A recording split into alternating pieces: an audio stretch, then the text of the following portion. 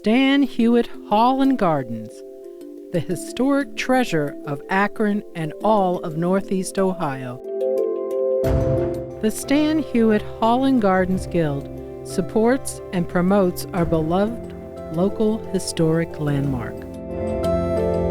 Presents Harriet Chapman, granddaughter of the Seiberling's third son, Penfield, speaking about beautiful Fairlawn Heights, history of an idyllic suburban neighborhood. Recorded at the May 17, 2022 Guild meeting held in the Carriage House meeting room at Stan Hywet Hall.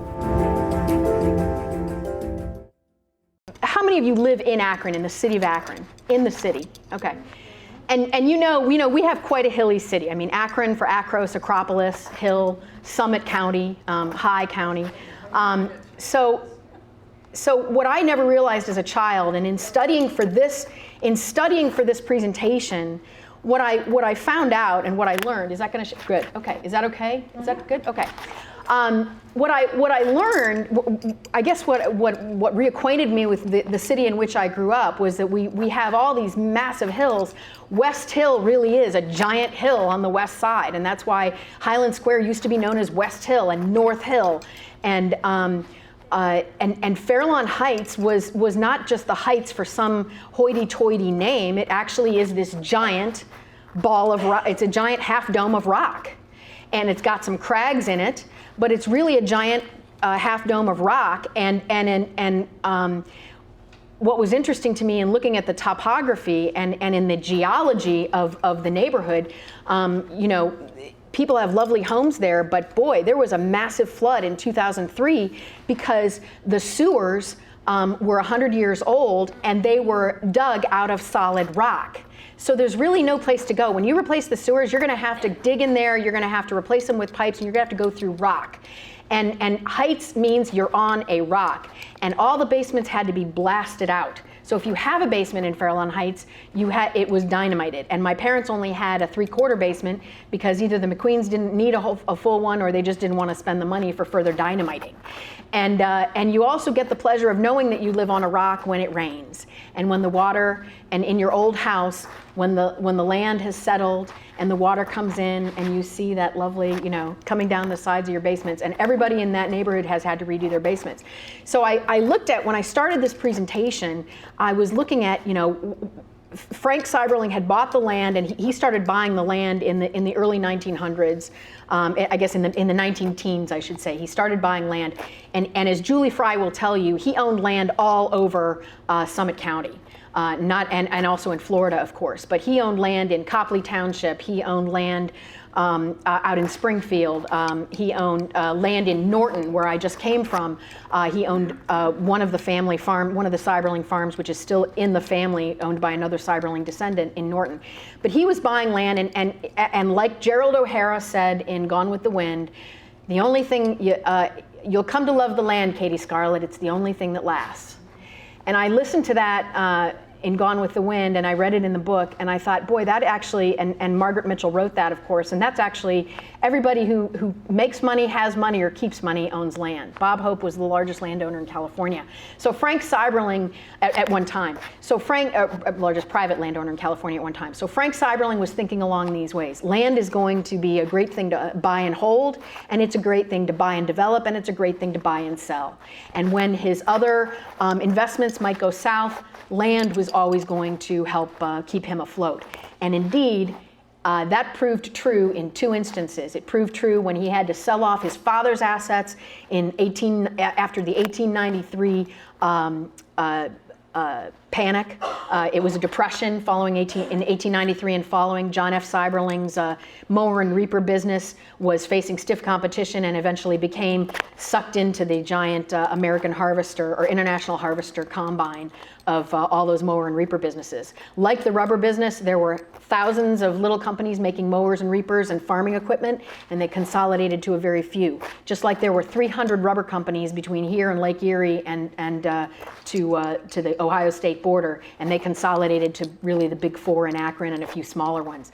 So competition breeds innovation, but it also breeds consolidation. And Frank Seiberling knew eventually something's going to happen with my business interests, and investing in land is a good thing. So he was buying land in Copley Township, and that's Fairlawn Heights is in Copley Township. It was in Copley Township. So that cover, by the way, this is from a brochure from the 1930s after Frank Seiberling had sold the land. So this has nothing to do, but it's a nifty brochure, and it was made in the 1930s by the Fairlawn Heights Company, which was then run by E.O. Handy, and I'm going to get into him and how he relates to the Seiberlings, but Ned Handy.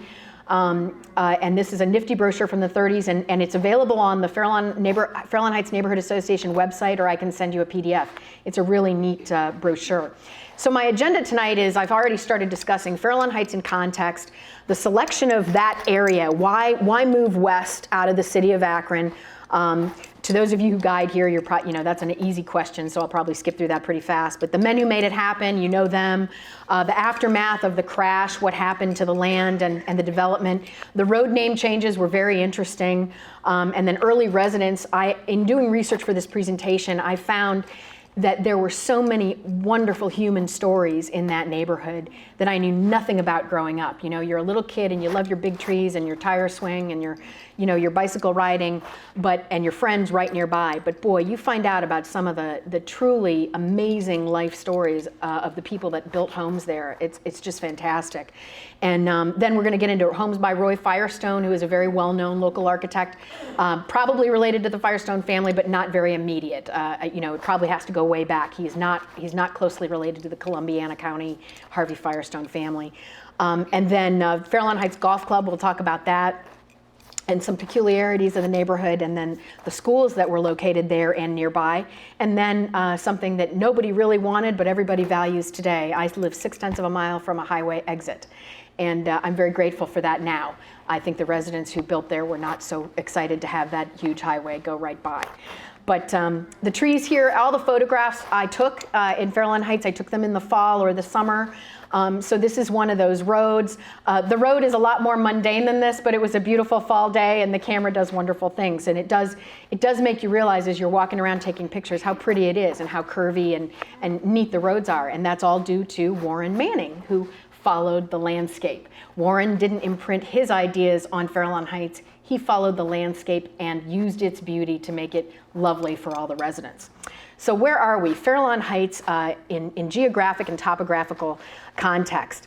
I said it was in Copley Township, and indeed it was located in the 1856 Summit County map. I'm a map person. If any of you want to get into Summit County history, I highly recommend getting into maps. And I do have one here tonight that I recently that was recently given to the Norton Historical Society, and I'll spread that out because it's a really cool map that I'd never seen. It's from 1910. These are all available online in the Akron Public Library. But the 1856 map of Summit County shows 16 years after Summit County's founding, all of the townships that comprise the county. And of course, prior to its founding, it was Medina and Portage. It was created out of Medina and Portage counties in 1840. So the city of Akron, of course, predates Summit County. But this is the Matthews and Tainter 1856 Summit County map. If you buy one that is the actual size, it's about 5'3", about my height, and it's about 4 feet wide. It's a wonderful map, but you can get it online through the Akron Public Library's online map room, and it shows you the 16 townships. And the ones that we're concerned about are Copley and Portage. And Fairlawn Heights is located in that upper northeast area of Copley Township.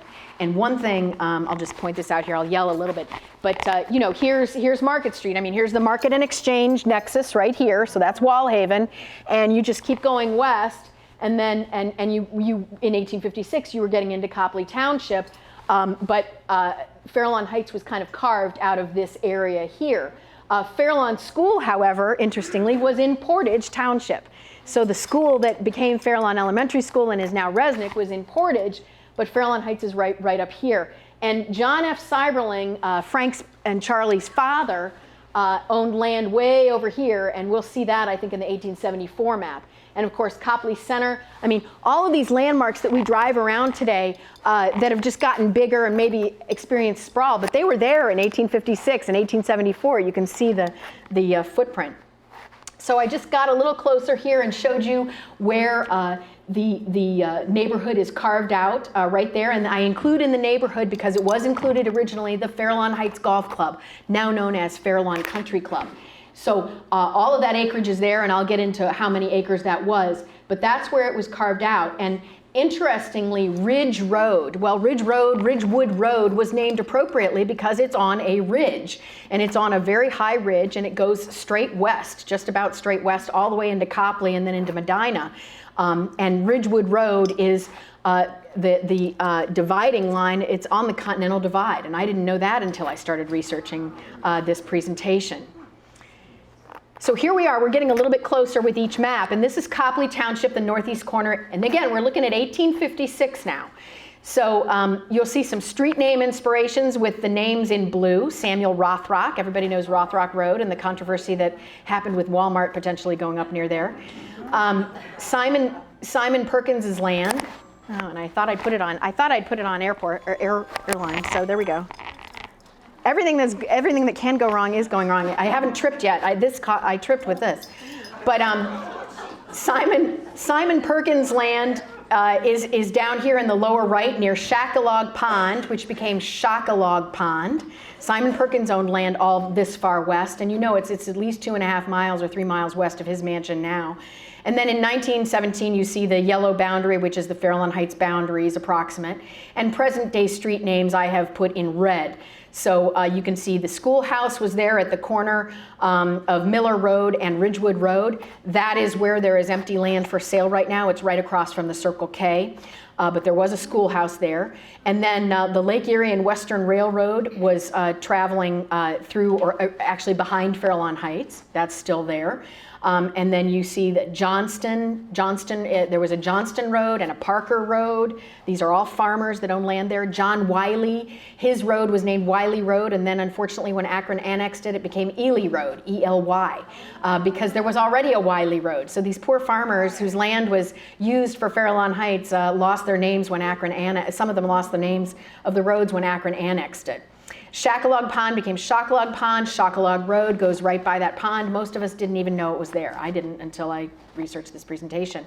So here's my present day overlay. Thank you, Google Maps. Have to give them attribution. But this shows you Fairlawn Heights, and it is identified in Google Maps as the neighborhood. And it shows you that white line that goes right through it, and that's Ridgewood Road, and that is on the Continental Divide. The water that goes north flows into Lake Erie. The water on the south side of it flows south into eventually the Mississippi, and I go into that a little bit later. Miller Road is that big white road north. And then of course you can see where the highway in the mid-60s started coming by. So the residents weren't too happy about that, but it's great when you have to commute to Cleveland. Portage Township, the northwest corner of Portage Township. I thought it'd be interesting to show you this because we get into where Stan Hywet is in Portage Township, or what was. And you see Simon Perkins' land and more street name inspirations. Merriman Road. And then you see the current streets. Garman Road. The schoolhouse that is owned by Progress Through Preservation is identified there. West Market and Exchange Streets and Hawkins. So all of these landmarks that we know today have been there for quite some time. And just like the Portage Path, we've kept them and preserved them. And you can see there the Crooked River, the Cuyahoga River. Now we're getting into topography, and I loved looking at this map and the topographical maps that are conveniently available on the internet. I found out, and I know this from exercising in that neighborhood, the vertical drop from the highest point on Stockbridge Road, which is near a water tower, to Hampshire Road, where I live, is 60 feet, which is roughly 5 stories. So I'm walking up about 5 stories if I do my power walking up to Stockbridge Road. And Stockbridge is, it's this little, it's right here. Here's, Stockbridge is here. So Stockbridge, you can see, is kind of a nifty loop on a ridge, on a cliff, really. These are really cliffs here. And so Stockbridge is really the highest point here. And then we're going down to Hampshire, which is kind of the midpoint of the dome of Fairlawn Heights. And then the low point I'm calling Market Street. So that West Market Street near the golf course is 110 feet below Stockbridge Road. So almost 10 stories difference between the highest point of Fairlawn Heights and the lowest point. What is that equivalent to? It is equivalent to just about an equivalent drop from the top of Sand Run Road to Sand Run Parkway, if you can think of that. And it's 40% of the drop you experience when you drive from Zurich-Smith Road, that intersection of where Zurich Road comes into Smith, right by the Hampton Ridge and Brookwood, and you go down that deep valley drop to the Valley Railroad. It's only 40% of that height. But that's one of the biggest drops in our area, and I thought it was neat that Fairlawn Heights was even that significant of a drop. But these topographical maps are fascinating. You can see the vertical drop, so Stockbridge is in the yellow star. The green star is Hampshire Road. This is the map turned around from the way I just looked at it. And then, of course, West Market Street and the Fairlawn Golf Club. So it, or you can see, the yellow star there is where Fairlawn Golf Club is. So from Stockbridge up here down there is 110 feet. So the size, what are we talking about when we talk about Fairlawn Heights? We're talking about 1917 boundaries and then other boundaries throughout time. But the 1917 boundaries included the golf course, and that was about 3/4 of a square mile. And I'll get back to it. The 2021 boundaries with the golf course and Overwood and Wheaton roads is almost 1.5 square miles. And then the 2021 boundaries without the golf course with Overwood and Wheaton is about 1.3 square miles. So it kind of depends, what are you talking about when you talk about Fairlawn Heights, and where do you draw the boundaries? There are a lot of us who grew up in that neighborhood that didn't realize Overwood Road and Wheaton Road were part of Fairlawn Heights. But indeed, in the original conception of the neighborhood, that was all part of Fairlawn Heights, because the Fairlawn Golf Club was meant to serve all those people that were going to buy and build their homes there. So this is a wonderful map, and God bless the internet and the technology, the brilliant people that created it. But the St. Lawrence Continental or Hydrological Divide runs right through Fairlawn Heights. And I wish, I loved history as a kid, but now I'm really into it. And it's so fascinating to understand how our nation is formed geologically as well as in other respects. So the drainage of water flow, which I discussed, north of Ridgewood Road goes to the Great Lakes, and south goes down to the Mississippi River and down to the Gulf of Mexico. And the drainage divide or watershed or ridge line is the inspiration for Ridge Road or Ridgewood Road. And that purple line is what we're talking about here, and that goes right through Fairlawn Heights. So that's a nifty little fact about Akron I really didn't know. By the way, I have to recommend to you, if you need a good Father's Day gift or a birthday gift or Christmas gift, Written on the Hills by Frances McGovern is a fantastic book. There's also a small book, it's a small volume, a cloth volume called The History of the Western Reserve. And both of them discuss our geology, our topography, how the city and the area of Summit County was formed, and why we are so fortunate to have the fresh water we do, the rivers we do, the hills we do, and the temperatures that we do.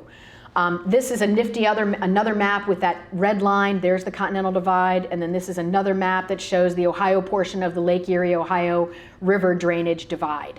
And literally Ridgewood Road is part of that. So this is what I was talking about earlier. South of Ridgewood, you go to Shockalog Pond, Pigeon Creek, Wolf Creek, Tuscarawas River, Ohio River, Mississippi River, Gulf of Mexico, Atlantic Ocean. North of Ridgewood, you go to the Sand Run, the Fairlawn Country Club Brook, which is part of the Sand Run, the Cuyahoga River, Lake Erie, Lake Ontario, St. Lawrence, Gulf of St. Lawrence to the Atlantic. So it's kind of neat that the water actually, the drops of water that fall on either side of Ridgewood Road won't meet for quite a while. The other interesting thing, and I've lived there, like I said, most of my life, but you walk through the neighborhood and you look at the stone formations, and the rock outcroppings are quite dominant, prevalent, and visible. And they also show you that if you buy a home there, you have to be willing to take care of your basement and some other issues, because a basement in stone, if it's not well insulated against water, water is the enemy, as my brother says. So Berea, what we have in Fairlawn Heights is Berea sandstone topped by a Sharon conglomerate. I didn't know what that was, but Frances McGovern explains it, so I recommend the book again. Berea sandstone was quarried in and around Akron, and it was used to build St. Vincent and St. Bernard churches, and the old and the current courthouse. So you see it when you drive downtown. Sharon conglomerate, which is shown here in the photograph, which is right on Ridgewood Road, gives a picturesque disorder, I love this is Franny McGovern talking, a picturesque disorder to valley walls, jutting over silvering shales and shelving out of slopes in unexpected places. It looks like the craggy rock with ferny pockets. This sandstone is seen more often in its natural setting than Berea sandstone because it is newer, closer to the surface, and was only formed 280 million to 310 million years ago. I love her language. She's fantastic, and she was big into history as well, so that is just a great gem of a book. And here you can see how the trees are hugging, those roots are hugging rock. That's why they're exposed. You know that a tree, only half the tree is visible, the other half is underground. Well, these roots on rock have a tough time clinging, and you do have to watch out for them. I had to remove 5 trees from my backyard this year, and it hurt, both financially, but also because several of them were nearing 100 years old. But they had died, and you don't want that falling on your house because the depth of my soil and like the depth of the Stan Hywet soil, which you all found out during the drainage project, the depth of the soil in Fairlawn Heights it's just not that deep of a soil cover. So these are the obvious heights. This is a driveway on Ridgewood Road that goes into a house that I'll show you later in my presentation. This is another driveway that was created. That house was built by Phil Franz, if any of you know that name. The Baines own the home now, and it's a wonderful driveway, but they literally had to build the rock face and then build the driveway along this ridge of rock, and they paid to heat the driveway because it was so steep, and so they have heating under that driveway because they knew that to get out, you weren't going to walk down that driveway until you salted it, and so they put a heating system under it. Selecting the ideal spot for development. Well, this really was an ideal spot. While there were farms in Copley Township, a lot of it was very wooded. And Warren Manning found that out when Frank Seiberling asked him to take a look at the neighborhood and design a neighborhood, take a look at the area and design a neighborhood out of it. This is just a lovely, somebody planted trees in a row off of Stockbridge Road, and this is an open lot. It's one of the few open lots in the neighborhood, and it was so pretty in the fall. I wish I'd had a blue sky, but it was just awfully pretty to take that picture. So I quoted Gerald O'Hara at the beginning of my presentation, land is the only thing in the world worth working for, worth fighting for, worth dying for, because it's the only thing that lasts, Katie Scarlett. So I just think that is such a prescient thing, and like I said, some of the wealthiest people in the world are those that own land and keep it. So Frank Seiberling knew the area very well. As early as 1893, during before the panic, but also during the celebration of Columbus's discovery of America, the Columbian Exposition. He and Gertrude went there to Chicago. But Frank Seiberling and Frank Wilcox together purchased 573 acres. That's a lot of land. The remainder of the W.C. Sackett lands in southeastern Copley Township. And I have a little story about that later. But so it's south of White Pond and southeast of Black Pond for $26,000. And John Seiberling, his father, had bought land there in Copley before 1891, and then Frank made 2 more purchases in Copley in 1895 and 96. So this is before Goodyear, while Frank is still working for his father at the J.F. Seiberling Company, which made Empire Mowers and Reapers. So this is before Goodyear was a conception. And he's working for his dad there. Of course, they didn't have a social safety net or a government safety net, so a lot of these men worked and invested in different businesses. So you will find, looking back, that some of the better known business names in Akron all invested in each other's businesses. There was a very solid web of co-investment and I'm losing the word, but investment in each other's businesses, so that if one went south, you had some money and income from another business. So Frank was on the boards of a couple of banks. He invested in his brothers-in-law's businesses. They invested in his. They were all invested in their father's J.F. Seiberling Company, the Mower and Reaper Works, which of course again had to be liquidated after 1893. So John F. Seiberling's lands following that panic were key to his survival, to be feeding him and his family and his remaining children that were still younger than Frank and Charlie. The ability to sell that land was really important, and so they were all smart to buy it. The Sackett Farm, this is an article from 1893, and it shows that these 2 men have owned this farm in Copley Township for 3 years, and today they disposed of it. That farm I learned last night at a Copley Township Historical Society meeting. I'd never heard this, but apparently Frank Seiberling invested in a company that was interested in those lands south of Shockalog and south of White Pond and southeast of Black Pond. This tractor manufacturing company was interested in those lands to build a large industrial complex there with an accompanying neighborhood, much on the model of Goodyear or Firestone Park. It never happened because the business, the men that were sponsoring it, and Frank Seiberling was one of apparently 100 men that kind of came together and thought this would be a great idea, because these were not virgin lands, but they were farmlands, and nothing was there except farms. But of course, 1920 to 21 was the 18 months of a deep depression, and so it never happened. It was planned, but never happened. And I didn't know about this until last night. So thanks to Mr. Boughton of Boughton Farms, who talked about that. Why select Copley or Portage? I highlighted a couple of the salutary descriptions of the land from the 1910 Atlas of Summit County. Copley has a little rough land in the eastern and southern parts, which would be, eastern would be Fairlawn Heights. In the early days, there was much swampland, but human energy has overcome much of this by draining and ditching, and the result is some very valuable land. Wolf Creek and Pigeon Creek rise in the west and northwest. Shockalog Creek in the northern part. Shockalog Pond, white, black, and yellow ponds constitute the basins of water yet remaining and are utilized to good advantage. So these are the descriptions in the Atlas. The Atlas, of course, was produced for people to have, but it was really a big promotion for people to buy land in this area. So the Chamber of Commerce would sell them, and if you have an atlas today, they're wonderful to own and look through, but definitely there was advertising language used in them. It was that nobody was a sinner, and all the land was good, and the economy was going to turn out right in those atlases. And in Portage Township, west of the river and northwest of Akron, will be found many of the finest residences in the county, all of which will be in a short course of time taken into the city of Akron. So there's a predictor for you of the annexation. It would take 22 more years, but everybody knew that annexation was coming because Akron was growing. And here is the example. So this is from the 1915 plat map of the city of Akron. And again, it's just a great illustrator of where things were, and you can compare them to where things are today. Akron was growing. Downtown obviously was in a valley. I didn't notice that until finally I really started driving around Akron for researching this presentation, and just realized, the West Hill, the North Hill, going east up Market Street. It's amazing the hills that are just in that little downtown area. Fairlawn Village was literally just called a village. Kenmore Village was the same. These would later be annexed. New neighborhoods in existing suburban townships were growing up in Copley and Portage and Coventry and Springfield and Talmadge. So you can see the city of Akron is in light blue.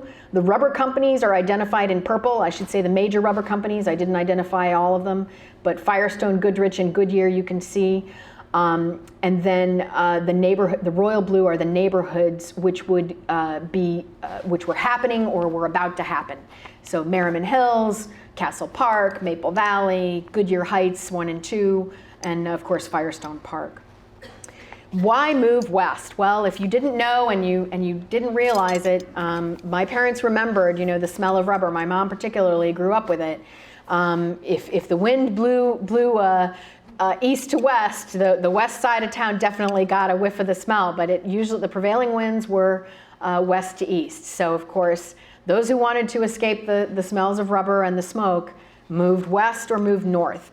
And Frank Seiberling and his brother are good examples of that. Charlie moved north after 1923 to Northfield Township. Blanche, his wife, had some health problems. Frank moved west, built Stan Hywet on a western promontory here, right again on a lovely rock ridge.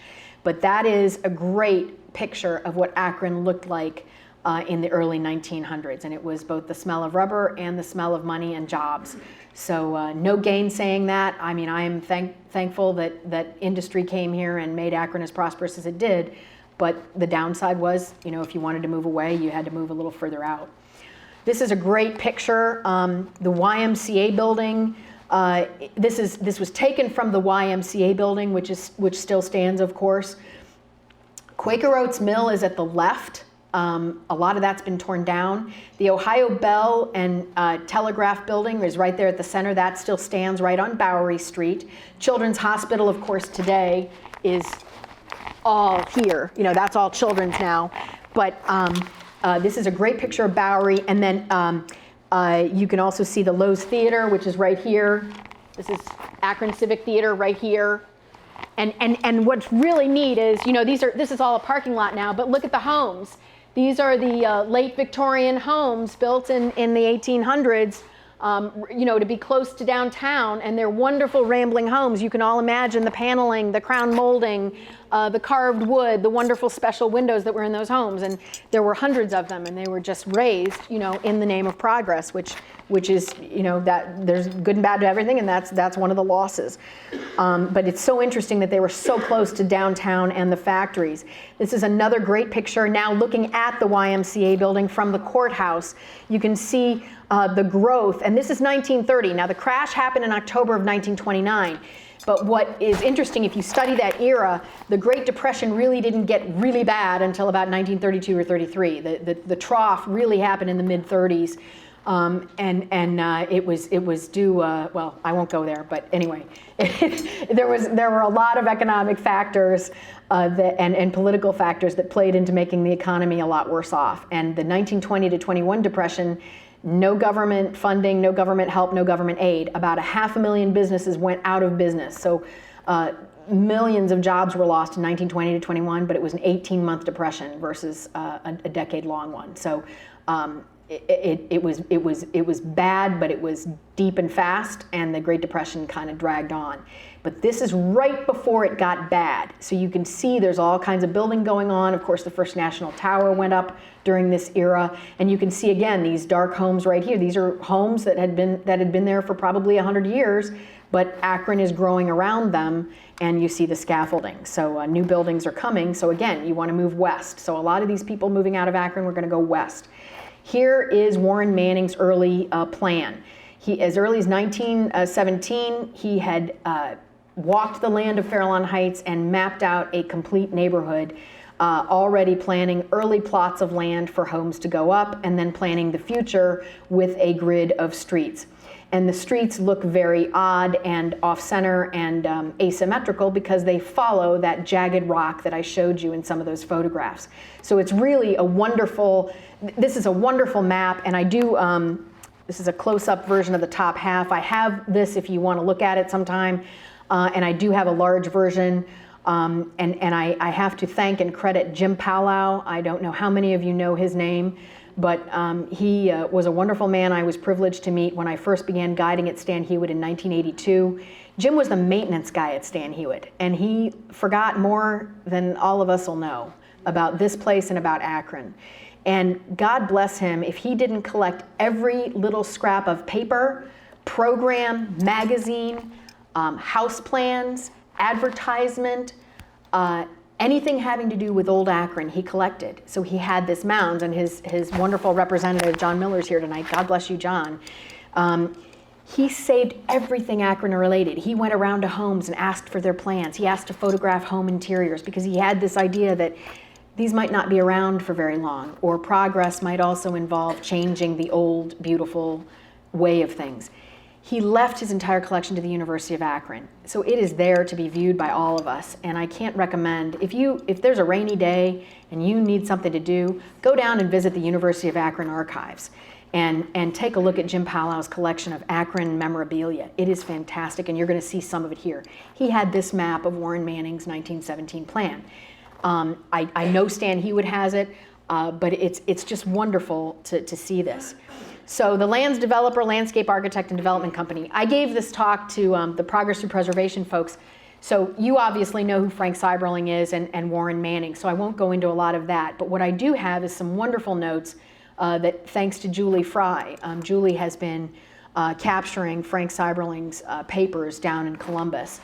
And so I have some notes. I'm going to read a little bit. I will not be boring, but I do want to kind of highlight some notes that she provided to me very kindly.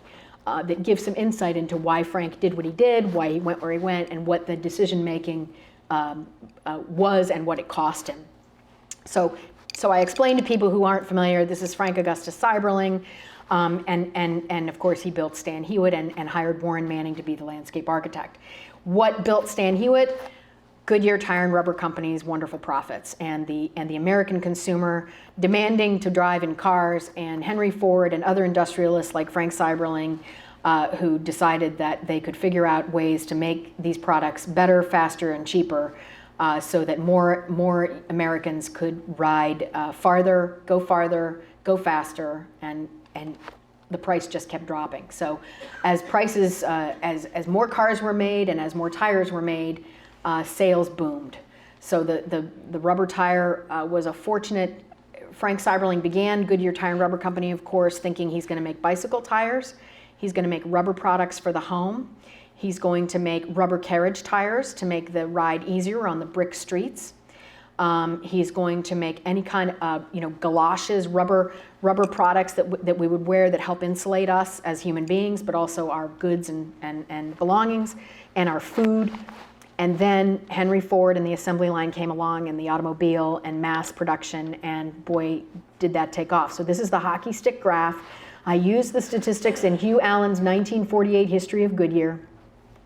Automotive tire output is in purple, sales are in yellow, and you can see by 1913 Goodyear's doing very well, but boy, by 1917, 18, 19, it's doing spectacularly.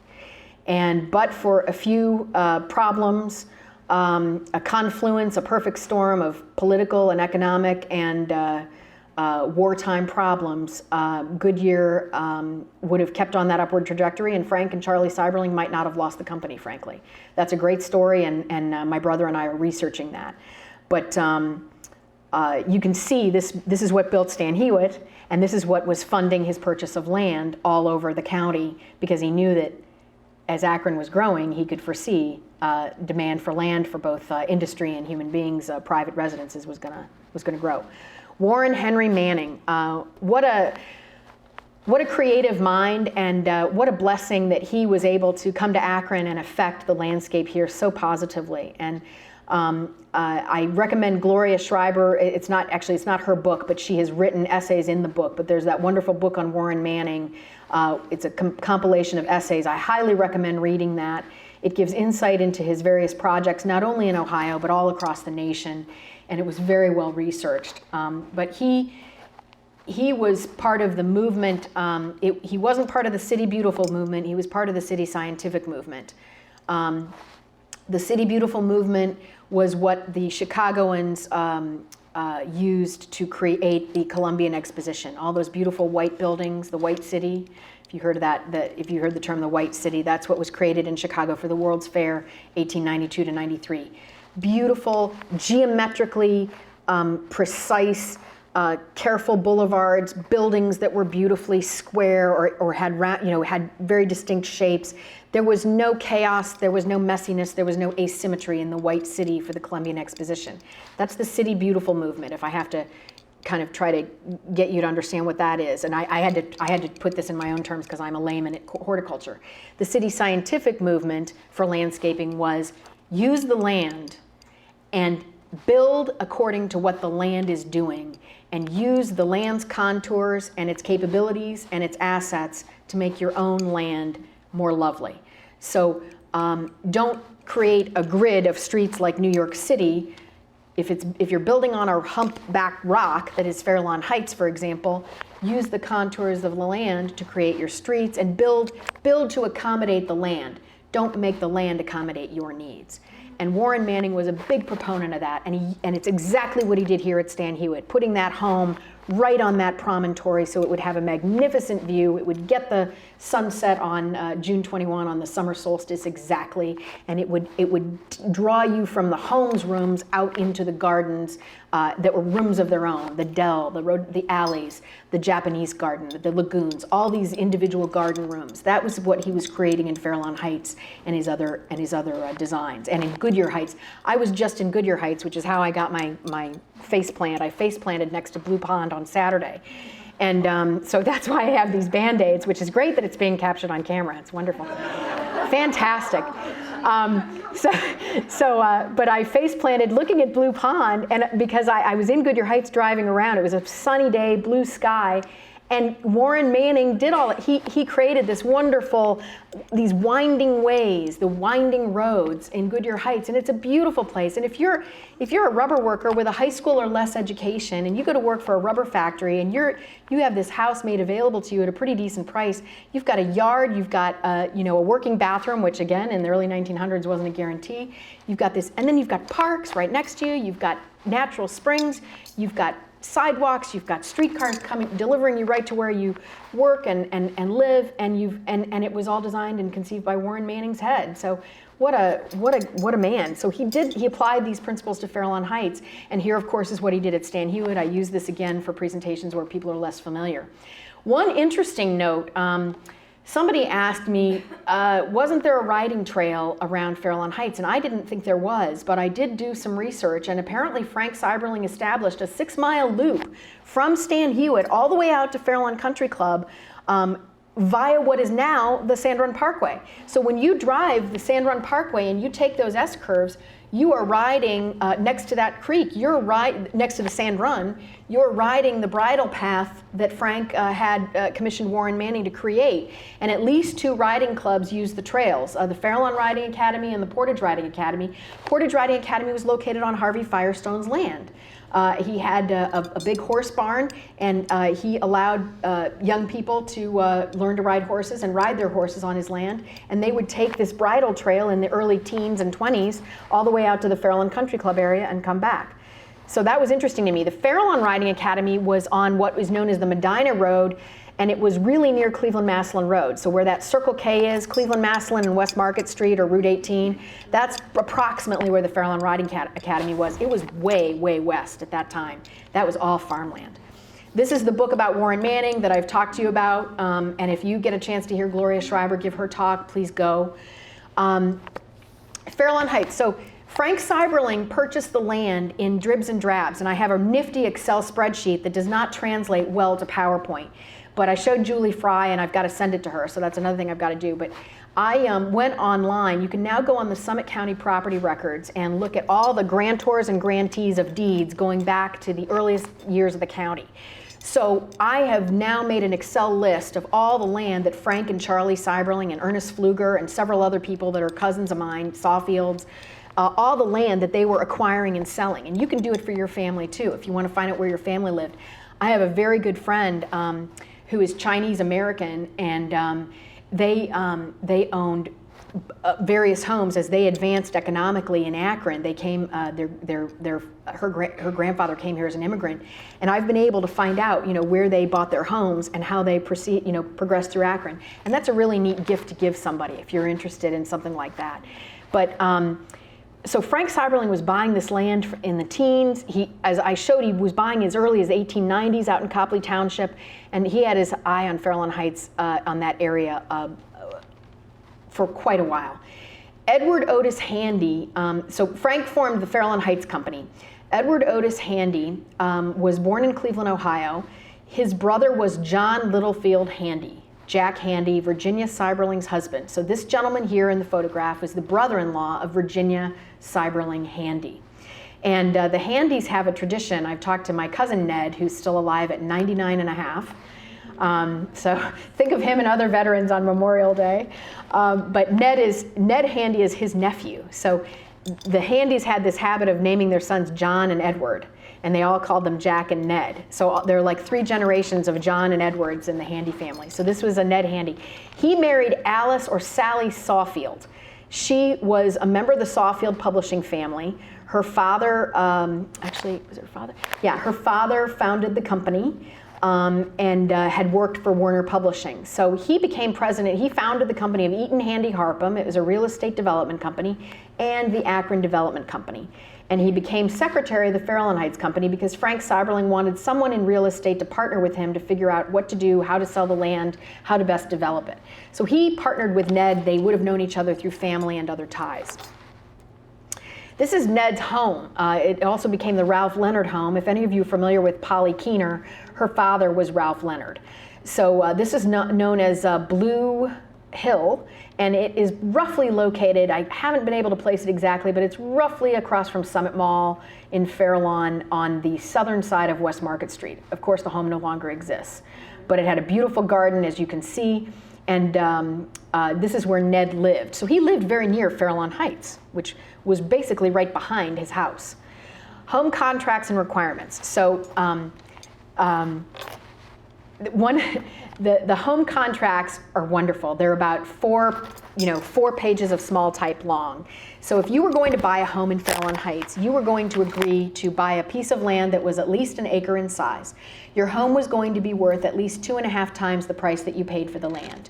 You were not going to have any unsightly outbuildings on the land. You could not keep chickens or other animals. Your garage had to conform, either be a part of your home or conform to the style of your home. You were going to use the best materials. You were not going to, no shacks were going to be built. No small homes were going to be built. Although my home is on a hill, so it looks very grand. It's 1 room wide. My home is, kitchen, dining room, hall, living room, and the McQueen's added on a room at the back. But it's kind of funny because everybody's like, oh, you live in a giant home. I'm like, it's a train. It's 1 room wide, but it looks good, so that's kind of cool. But it's funny because these homes had these specifications, and that was to keep who? The riffraff out. I mean that's what they that's what it would have been called. It's very interesting from a social standpoint to look at these contracts now. But it also, I have to say, you can use that term, keep the riffraff out, but what do homeowners associations do today? They want you to have uniformity. They want you to have your grass cut a certain height. They want you to have your home be a certain length from the sidewalk. Everybody has to have a sidewalk. You need to have lighting. You need to conform to certain gardening specifications. That really isn't all that different from 100 years ago, with the big difference being that no discrimination based on race and so forth. So that's obviously a very positive advancement. But and there's nothing specific in the land deed that discriminates by race, by the way. But all of these qualifications would have meant that only the very wealthy, of course, could purchase homes. Now, I will say to you, like I said before, you're going to find out that some of the people purchasing homes came from rags to riches. So it's wonderful to see that not just the uber wealthy purchased in Fairlawn Heights, it was the people that had really worked hard and pulled themselves up by their bootstraps that purchased there. Fairlawn Heights Golf Club, so this is actually Wolcott Road, that's a pretty view of Wolcott, but Fairlawn Heights Golf Club was absolutely planned with the idea of serving the people of Fairlawn Heights. Portage Country Club was very full, and of course these neighborhoods around here had, Portage had a lot of members. So Fairlawn, another golf club was needed, and it started out actually as a gun club. So there's an early map that shows the gun club. If you know Revere Road goes north from Market Street, and you go right alongside Portage, or right alongside Fairlawn Country Club. If you go up Revere Road about 3/4 of a mile on the right, that's where the gun club was, and that was the first building built. The original clubhouse for Fairlawn Heights Golf Club was close to West Market Street, near where their tennis courts are now. So the original conception for the clubhouse was actually close to West Market Street. And indeed, I found out that when they wanted to build, after that burned, they had 2 fires that burned 2 clubhouses. After that burned, they wanted to build this clubhouse near the homes on Overwood and Wheaton. If you're familiar with Fairlawn Country Club, you go up Wheaton and curve right, and it runs into Overwood. This is just to the left of that curve.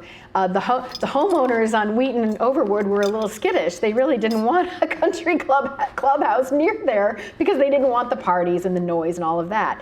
I think it's worked out pretty well for everybody that belongs there. It's a lovely place. This is the original footprint of the 3rd building. And then it has been modified, of course, to now have a very classic, almost a Greek revival architecture with the columns.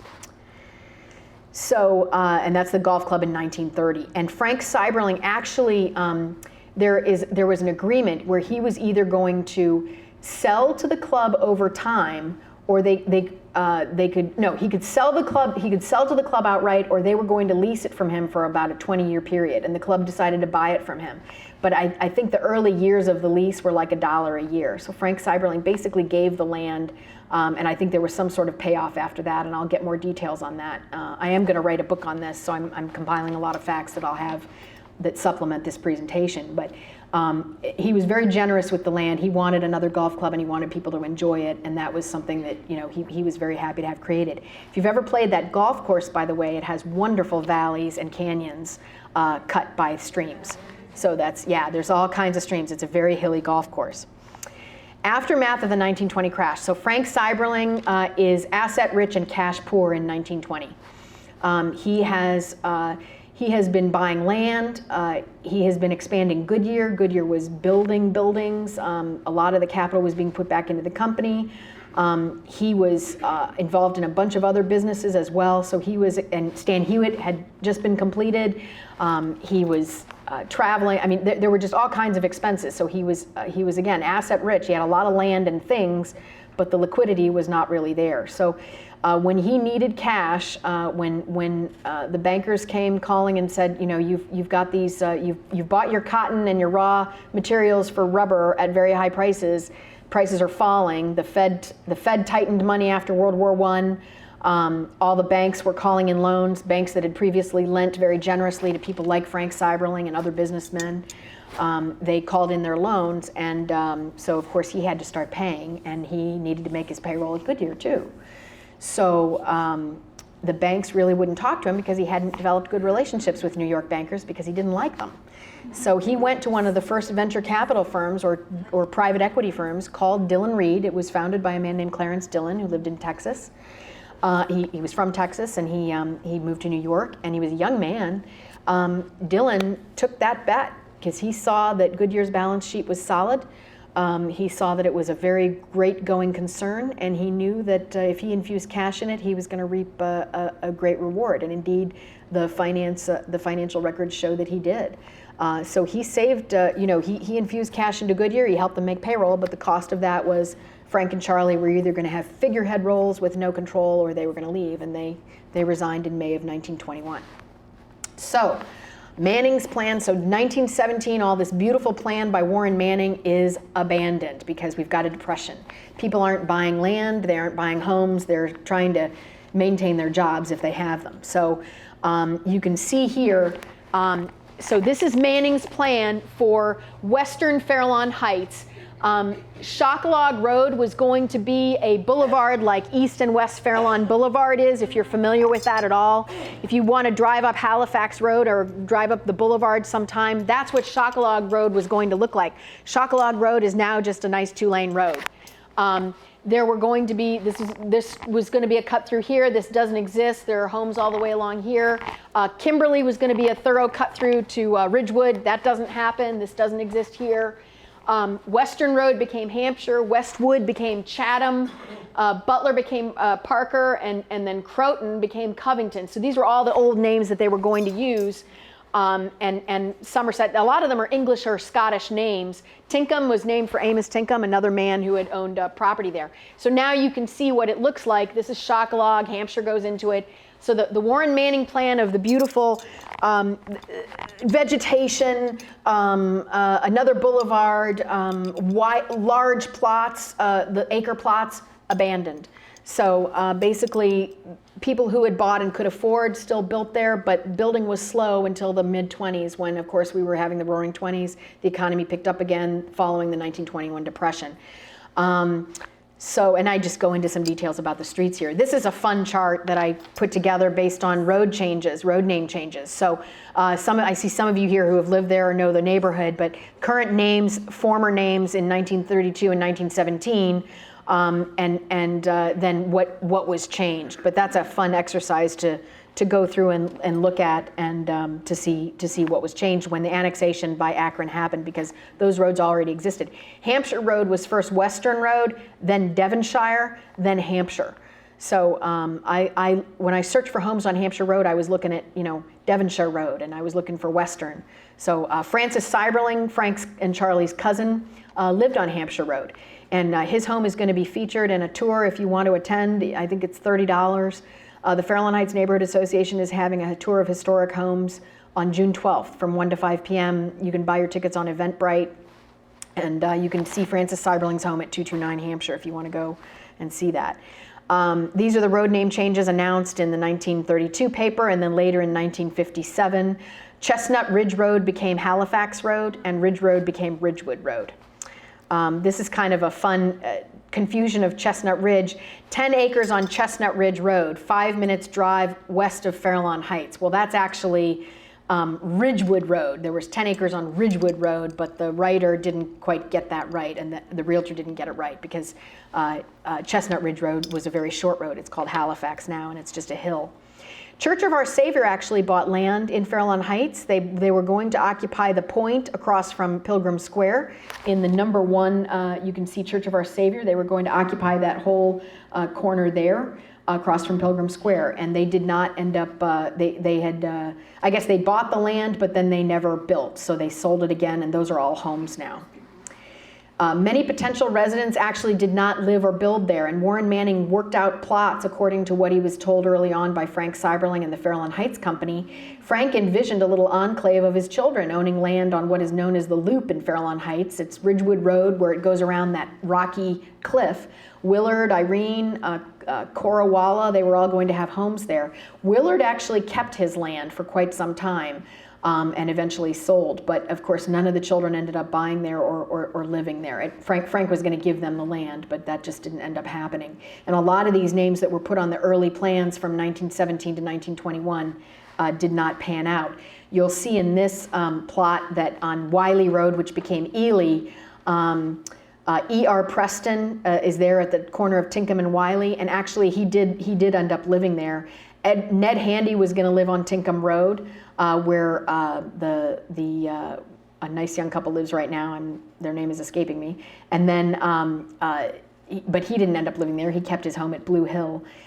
So there were a lot of the Kulkes. If you remember Barbara Kulke, she has a 10,000-hour pin, and as a former volunteer at Stan Hywet, and gave a lot of money to Stan Hywet. Her parents were going to live there. So a lot of people just never ended up buying. W.C. Schultz worked at Goodyear. He was going to own the corner house, which was later bought by Byron Robinson on Hampshire Road. Hugh Allen was going to live next to him in what became the Keener house. Will Chase, Dr. Chase, was going to own a home on Tinkham Road, and that didn't happen. So a lot of names that you kind of know, or Akron names, if you look into the history, were going to live there. They had grand plans, and it just didn't happen, either due to the Depression or other factors. These are wonderful advertisements. I won't read them all, but the language is wonderful. It's beautiful language, and it advertises Fairlawn Heights as really the idyllic place to live. You don't want to live anywhere else after you read these advertisements. And it shows, who the responsible citizens are, who are members of the Fairlawn Heights Company.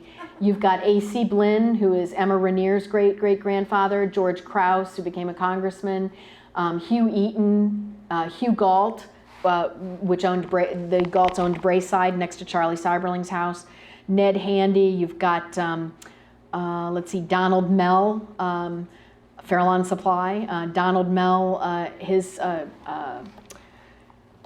Francis Seiberling's daughter married him, I believe. Yeah. So yeah, she became Josephine Josephine Seiberling Mell, and then Gertrude Seiberling. These are all A.G. Sawfield. So these names are kind of known, kind of the names you find in Akron society at the time. Advertisements from 1925 to 30. So this is when the Roaring Twenties are happening. So this is before the Depression. Ideal home site, homes well located, all the lots. I mean, these just and the prices are pretty high. I mean, but the Eaton Handy Harpham Company, which took over and bought out the Fairlawn Heights Company and took over developing Fairlawn Heights. These wonderful advertisements actually show homes in their first stages before they've been modified, and then magazines like Akron Topics also advertised where these homes had been built and who was decorating them, who was landscaping them. So the homes with yellow stars are all in Fairlawn Heights, and the other homes are mostly on Merriman Road. Early residents. This is a fun chart.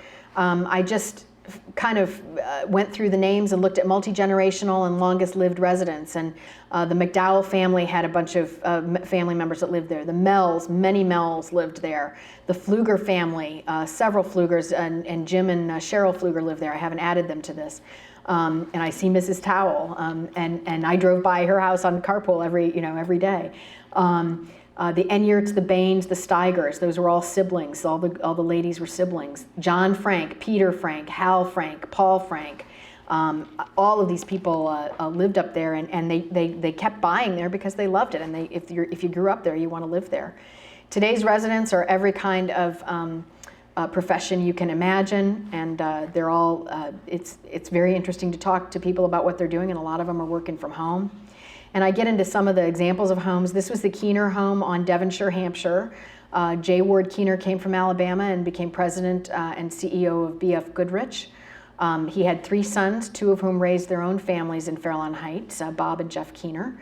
And you can see these homes, you can see the servants' quarters, you can see the main home, and then you've got that side wing. That's the entrance for all the delivery folks, and then you've got the servants' quarters there on the side. You can start looking for stuff like that in these older homes. The Francis Seiberling and Mell families, so this is Francis Seiberling on the left and Donald Mell on the right, and their grandsons, Donald, Marvin, and Skip Mell. They all lived in Fairlawn Heights. This is Francis Seiberling's home on the top, 229 Hampshire. You can tour that on June 12th. And the home on the bottom was Donald Mell's home on, I believe it was Parker. I think it was Parker. I might get that wrong. Somerset, Arthur Sawfield lived on Somerset, and his brother, Robert Sutton Sawfield, also lived on Wolcott Road. I have a relation to this family because Margaret Manton, who was Mary Seiberling Manton's daughter, married Robert Sawfield. So they raised their children there. So they're cousins of mine, and they were raised in that home. That's on Wolcott. This home is also open on the tour. This was Louis Dietzold's home. He was active in Trinity Lutheran Church, good German last name. His son Robert attended MIT, and Louis died at age 89 in 1963, and he built this beautiful home at the corner of Ely and Hampshire, and that's going to be on the tour. J.B. Huber was an attorney, and he lived on Chestnut Ridge, which is now a Ridgewood Road address, although the home faces Halifax. And it's a beautiful home with columns, and both front and back are lovely. That's the front, and this is the front on the other side, the back of the home off of Ridgewood. This is West Fairlawn Boulevard. This was Blake McDowell's home. He was an attorney in town. Browse McDowell is named for him, and he also got into real estate development. It's a gorgeous English Tudor-style home, and that's one of the archways going into the gardens. It's still there. Paul Frank built this home in 1927-28 at the corner of Ridgewood, Halifax, and Fairlawn Boulevard. He had ancestors that owned land right near Fairlawn Heights, and his younger brother, John Frank, is still alive and lives in Fairlawn Heights. And Paul Frank was, like so many of these people, involved in all kinds of community activities. That's his wife, featured in an Akron Beacon Journal article. And this is the back of his home and a couple of architectural details. It's called Classic Normandy Farmhouse. It's a lovely home. Mrs. Huber and Mrs. Frank basically passed the baton of the City Hospital Women's Auxiliary Board. The presidency moved from neighbor to neighbor. They literally lived within like about 50 or 75 yards of each other across the street. And that's a nice little article that talks about them. Paul Frank Jr., his son, built a home on Kimberly Road, which had a beautiful garden and was recognized as such. His brother and sister, Halbert and Ann, lived down the street at Worthington. So 2 Frank brothers lived right near each other on Worthington Road. And then this is Tinkham. This has a sad story. It's an amazing home. It was lately owned by Charlotte Steiger, and it's on its second owner since she sold it. But this home is on Tinkham, and Carl Steinke built the home. He was a very well-renowned doctor. He was a lieutenant in the medical corps in World War I, and he was a kind of a leading surgeon who helped open St. Thomas Hospital. Tragically, he became ill and decided while his wife was at a hair appointment downtown, because back then the ladies drove downtown for their hair appointments, he knew where she was going and he knew when she would return, and he actually set fire to his room. He set fire to his room in the upper right-hand corner there, those 2 windows, and he went to commit suicide. And he knew when she would be home, and very fortunately, she did come home at the time he thought. She didn't go on another errand, because otherwise the home would have been engulfed. She was able to call the fire department. They were able to save the home, and of course he died. he wanted to commit suicide. I can think of probably a lot better ways to do it than burning yourself, or smoke inhalation, but tragic story. He was ill and he didn't want to live through it, and he committed suicide. Judy Resnick grew up on Durward. My brother delivered the newspaper to her parents. She, a really lovely gal, she went to Skyway Drive-In, which was within a mile of where she lived. She could walk there, and that was her home on Durward. This is a wonderful home on Fairlawn Boulevard. It was called Tam Haven. The H.A. Tams lived there, and it still stands. It's gorgeous. It also has an interesting history because eventually a niece of George Burns, her last name was Birnbaum, and that is George Burns' real name. She married Dr. M.C. Beyer. And George Burns and Gracie Allen came to visit her in her home. So on that home's patio, they visited in the 1940s. And they were written up in the Akron Beacon Journal as having visited his niece. Dr. Beyer had a wonderful story. He volunteered to serve in World War II and went to Italy, and I believe he was wounded, and he came back and had a very successful medical practice. But he's one of those unsung heroes. You know, this man owns this grand home, and you can have a predisposition to think what you will of people that own grand homes. But he really sacrificed, left his prosperous practice, went to war when he didn't have to, and served. So quite a human being. Frank and Margaret Starbird lived in this home on East Fairlawn Boulevard. He was the advertising sales manager for Firestone Rubber Company. So here's a rubber company executive's home. I believe I went to a house sale there. One of the fun things of going to estate sales is you get to see the peekaboo factor. This is a nifty article that featured the Starbirds' children in their yard. And you can see the Zeppelin toy, which is now worth $400 to $500. And Stan Hywet has one that was donated by a woman who wanted it to go to a good home. So the Stan Hywet Zeppelin, don't dent the Zeppelin up in the nursery, because it's worth a lot of money.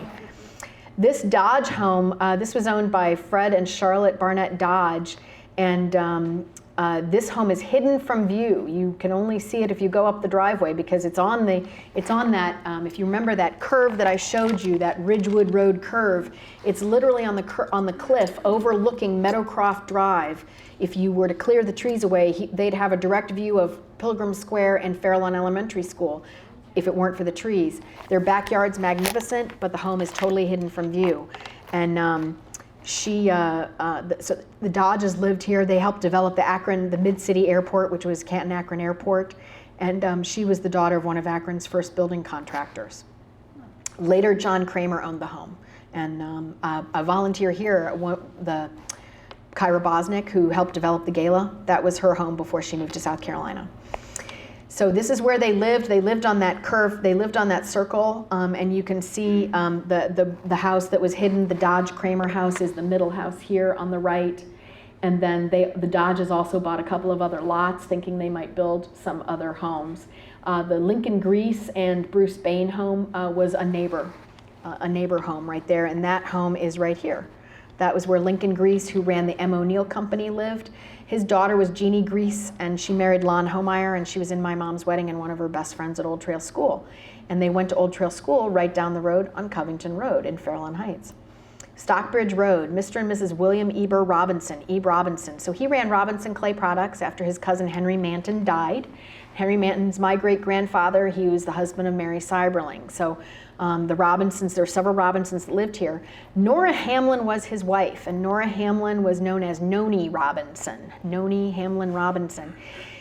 I did some research on her. She had a brother named Warner, who tragically, it's just one of these weird twists of fate. The day their mother died, Warner goes to downtown Akron to mail a telegram to various relatives and friends. He's distraught because their mother's just died. He's driving back up West Market Street. He hits a man with his car and drives away. His father was an executive with Goodyear who worked for Paul Litchfield.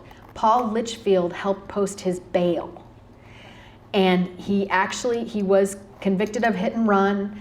I believe he was put on probation, which if you're the child or wife of the storekeeper who was killed is not something you'd want to have happen. Warner Hamlin eventually left Akron. He married a girl right after that. His life kind of fell apart. His mom died. He had this hit and run accident. He married a girl and was married for 6 weeks and got a divorce at a time when that was not to be known, and then he lit out for the West Coast and stayed out there.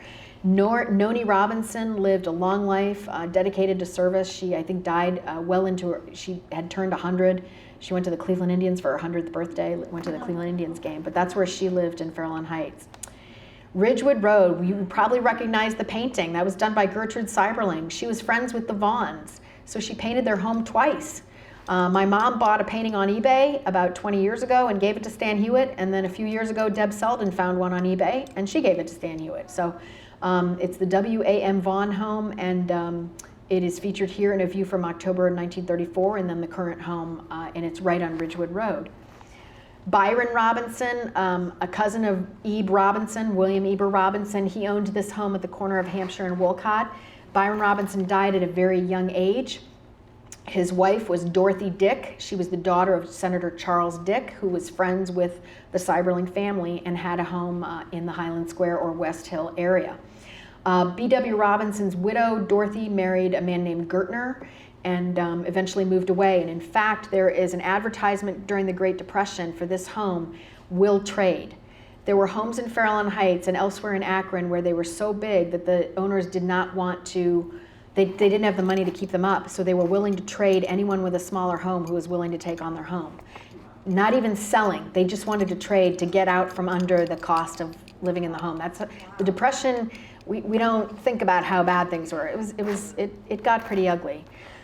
Here's the Vaughn home again, and this is in winter, an older photo, and the current, and oh, this is the Vaughn home, and its twin is across the street. There's a twin. The lower left is the twin house across the street, and the Vaughn home is on the right. Sorry, that's out of order. Julius Buckholzer, Francis Seiberling Buckholzer married his son Richard. So Francis, my cousin Fran, who is Charlie's granddaughter, TK's daughter, TK Seiberling's daughter, married this man's son. But Julius Buckholzer has a great life story. He was an immigrant, came here with nothing in his pocket, went to work for the Howard department store, eventually bought the Howard department store and helped develop the entirety of East Akron. Buckholzer Boulevard, Chapel Hill Mall, the Buckholzer family developed all of that, and his son Dick continued in that family tradition. They lived here on Ridgewood Road. A total rags to riches story, just an amazing life story I knew nothing about before I researched this. The Apples, Johnny Apple's parents lived here, and of course his mother was Julia Albrecht. She's part of the Albrecht family of Ivan and Hurl Albrecht and Acme, the Acme markets.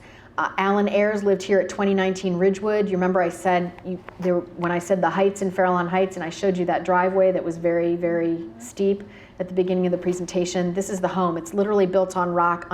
Everything falls away from the house. There's nothing flat. There's no flat land around the house. It's totally on a hump. I'm not sure I'd want to live there, but it's a neat house. The Jeta, this is one of the stories that I found that just makes your heart break. This man was a leading Allstate insurance agent. He lived just a couple blocks from me, and he had 3 sons. 2 of them died before the man turned 50. One in Vietnam and another in an auto accident at Kent State. Just, you can live in a beautiful place, you can have a lot of money, tragedy still happens. Tragedy happened to this family. They live in a mid-century modern home on Inverness. One of the newer homes that was built in the neighborhood. You can see, obviously, it's very modern, and there's a twin home on Holgate below it. But they were regularly on a Christmas tour, and in 1964, mother and daughter were headed to St. Paul's Church early on a Sunday, and they are killed right at I don't think they were killed by a train, but they were in an auto accident where the train crosses Market Street near Wallhaven. So mother and daughter died on a Sunday morning. So just, there's a lot. And then I'm going to go through these quickly. Samuel and Catherine Zillio, he was president general manager of the Commercial Printing and Lithography Company, and he was big into the chamber. She was on the Children's Hospital Women's Board, which was as prestigious then as it is now. They married in 1904. And he had known when he was working with, he had known her when he was working with her first husband. So she was the widow of a newspaper editor, and they raised her children. This is their home. It's one of the largest homes in Fairlawn Heights. It is at the corner of Wheaton and Ridgewood Roads. This is the view of the back, both in 1930 and 2021. This is Mr. Zilio. This is the front of the home. You can see it. This is the back of the home. The back of the home's on the top, the front of the home's on the bottom. It's like Stan Hywet, back and front, you can choose which one you call. But the back door is on the top, the front with the beautiful 2 stories of windows is on the bottom.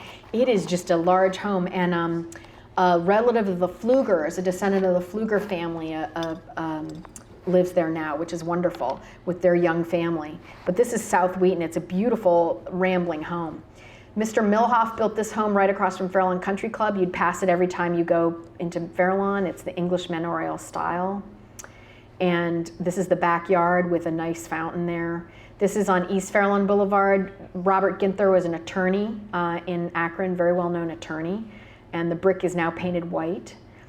It was painted white back then. This is their home now, as it looks right now. You can see the tower there. This home burned a couple of years ago. Cornice Hill Mansion was owned by Russell Firestone, one of the sons of Harvey, and it is on the other tall hill of Fairlawn Heights. It is right next to a nursing home now, and it burned a few years ago because some kids left a twig burning, and it is now no longer. The Dorner home looks like Tara. It's got the beautiful columns. This was owned by Dr. and Mrs. Arthur Dorner, and then later on the Rickards family moved in there, and this is on Hampshire Road. These are the plans that Jim Pallow found of the home and donated to the University of Akron. So wonderful plans show the detail of the home that Roy Firestone invested in his homes. He also designed the Dietrich Gustav Rempel home, which is being redone and refurbished by its current owner. Mr. Rempel is another rags to riches story. The home took 3 years to construct, but he was an immigrant from Russia with 4 siblings, came here as an orphan following the Russian Revolution. You can't get much more destitute than that. But America was good to him. He went to work for Sun Rubber and then founded the Rempel Manufacturing Company and made his money on toys. So if you collect a Rempel toy, you will know that that man was able to go from nothing to a mansion that is bespoke. It is absolutely, there's so many unique elements in it, it's amazing. And this is his home. Again, it's a Roy Firestone plan. You can see the detail, 26 rooms. Organ was built by the Shantz Company, which restored Stan Hywet's organ. Bathrooms, all types of wood. He got down to the nitty-gritty detail just like Charles Schneider did with the windows, the craftsmanship, it's a gorgeous home. This is a Roy Firestone home on Stockbridge and East Fairlawn Boulevard. There's the plan that Jim Pallow had. And it's just a 1-story home, no basement because of that solid rock. And then I just found some architectural patterns. There are a lot of homes in Fairlawn Heights. The unique homes, this is the twin homes, the Vaughns, but a lot of homes have the towers. So I just went and found some similar elements. There's the Cape Cod, lots of unique features like interesting little windows and jutting windows and porches. And then now the schools, Old Trail School and Fairlawn School were the 2 schools. Old Trail was private. It was founded in 1926. 1920, I apologize, 1920. And it eventually ended up in Fairlawn Heights in a beautiful Tudor-style school building. Fairlawn Elementary School at the bottom here was the school that my brother and I attended as children. And it was torn down a few years ago. It was built in 1929 it was in Portage Township, but it served the Fairlawn crowd and the crowd near Braywick and Wilshire and Ganyard. And it has been rebuilt as Resnick CLC. And then the end of my program just discusses the fact that in the 1960s, Akron was growing and we needed a highway. So Route 21 became I-77 and they decided to build, the residents of Fairlawn Heights had to deal with a highway that was being built near, and they lobbied to have it go around the neighborhood, which was very fortunate, but it was still near enough that you can still hear you can hear the cars and trucks. But that is an early view of the expansion of the highway. This is the west end of Bryce, and it's looking at that exit from Miller Road. So the truck is on Miller Road going south onto 77, and the road here going this way is Ridgewood. and the Circle K is right there. There's an office, there are office buildings there now, and these homes are on Bryce Road, right at the end of Bryce Road. That's West Akron. That's as west in Akron as you can get, because right next to it is Fairlawn. I want to thank you for having me. I'm sorry it took so long. I am grateful to you, and I would encourage you to give and support any organization that preserves history, like the libraries, and Stan Hywet, of course. The University of Akron Archives can use your help. And I am grateful to Julie Fry and many of my friends here, Toivo and Tom McKenzie and Jim Urban here at Stan Hywet. And I'm grateful that you had me speak, and thank you for listening, and I apologize for talking too long. Thank you.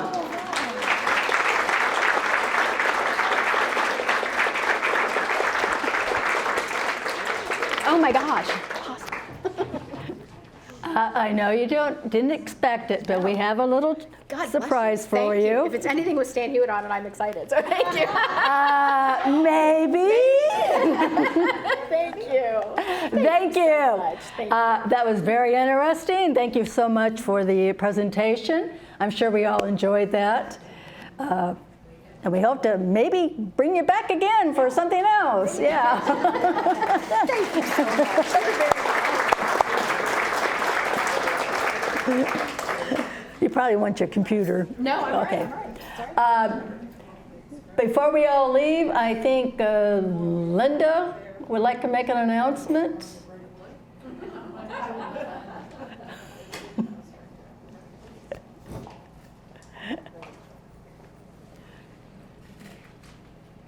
For next week, for the next meeting. Street. So our next meeting will be the picnic. Oh, that's right. And you are invited to come. We will provide the main dish, and if you would be kind enough to bring a little surprise to go with it, we'd appreciate it. Look forward to seeing you in July. Okay? That's right. It's the next. Sorry about that. Thank you all for coming, and thank you, Harriet, for the presentation. Hope to see you at the picnic, and please drive safely. Until next time, thank you.